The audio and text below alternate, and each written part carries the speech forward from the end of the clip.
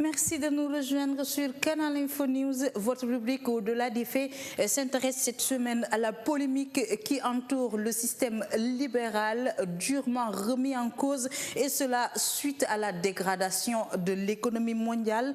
Un système à qui l'on doit pourtant cette très belle phrase, je cite, « La liberté consiste à pouvoir faire tout ce qui ne nuit pas à autrui ». Ce principe par lequel marche presque toute l'humanité entière. Mais voilà que la crise économique a remis en cause les fondements politico-économiques de ce système. Les dégâts engendrés par cette crise ont mis à rude épreuve la pensée libérale. D'aucuns en arrivent même jusqu'à décréter sa mise à mort. Pour comprendre les raisons de ce désamour subit, suivez plutôt ce reportage.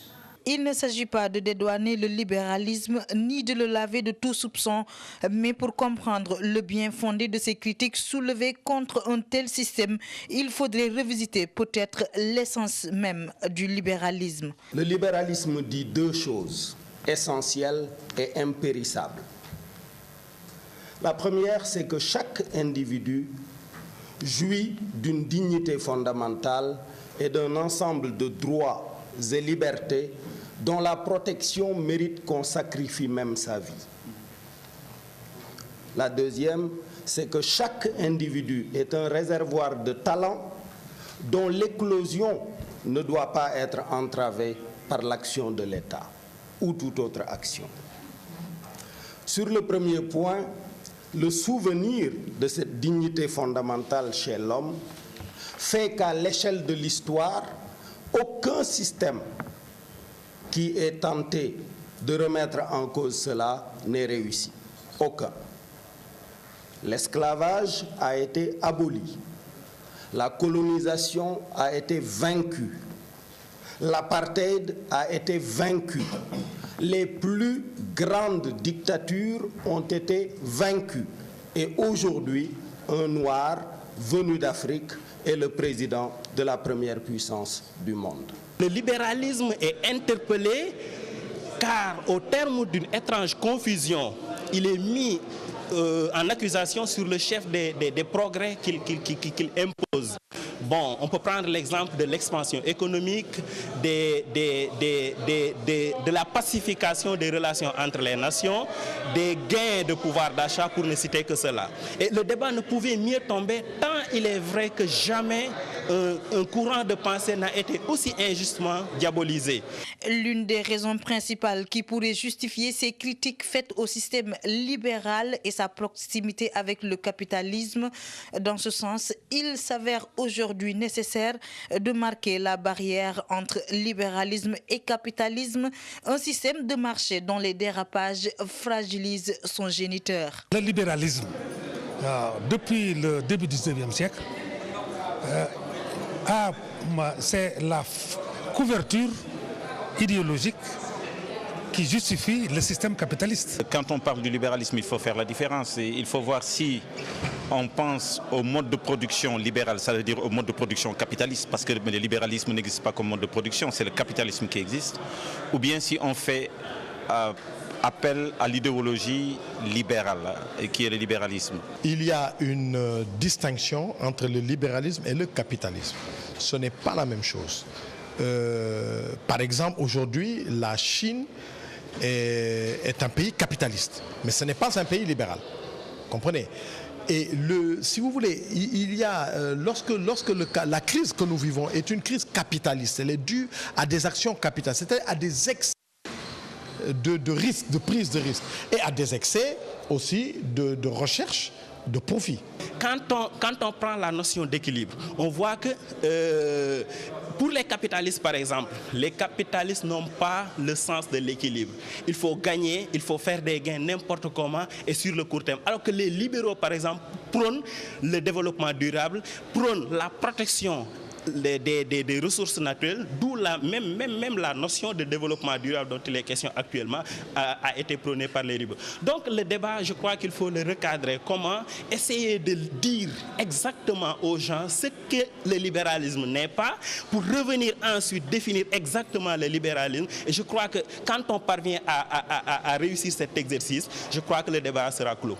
Et s'il y a une chose sur laquelle certaines écoles de pensée économique s'accordent, c'est bien sur la nécessité de réguler quel que soit le système. Et dans le cadre des politiques élaborées dans les économies libérales, cette régulation a fait défaut.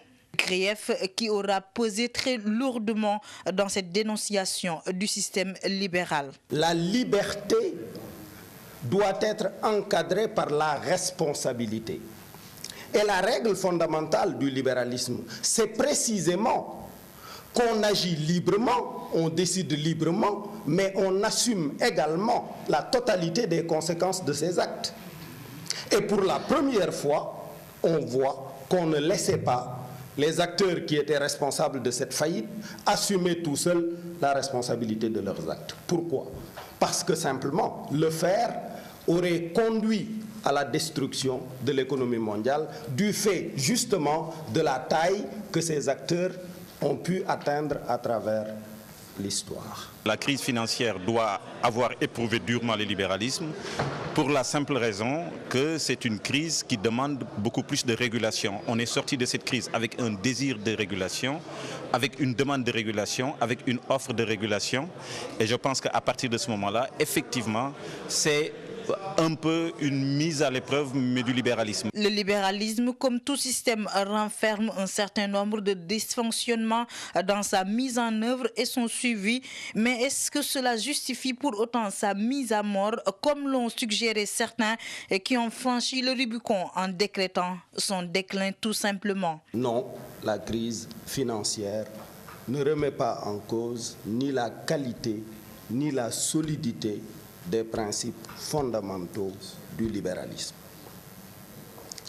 Exactement de la même façon qu'un chauffeur ivre qui brûle un feu rouge ne remet pas en cause la qualité du code de la route, des acteurs qui violent les règles de l'économie de marché et qui occasionnent une crise ne peuvent pas remettre en cause la validité des soubassements de l'économie de marché.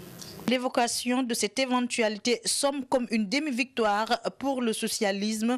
Mieux encore, les plans de relance adoptés par-ci et par-là pour sauver des économies en désagrégation ont, selon les socialistes, épousé leur doctrine. Ils en arrivent même à la conclusion que le libéralisme a besoin d'une dose de socialisme pour défier le temps. Nous ne pouvons pas dire que la crise actuelle, à l'étape où nous sommes, c'est déjà la fin du système capitaliste, c'est déjà la fin du système libéral. Le véritable problème, c'est que la crise a remis en orbite le monde du travail dans tous les pays du monde. On parle de libéralisme social, je dis que c'est un pléonasme. Il n'y a pas de libéralisme qui ne soit pas social. J'entends ici souvent, même le président Wade le dit, le libéralisme, approche sociale, etc., etc. Il n'y a pas un seul libéralisme qui ne soit pas social. Il faut qu'on essaie de clore quand même ce débat. D'un côté comme de l'autre, les arguments ne manquent pas pour justifier l'opportunité de l'existence des deux systèmes. Le libéralisme est le système qui domine le monde pour maintenir sa place de leader. Il a besoin de se repenser perpétuellement et cela, la crise de 2008 en a donné la preuve.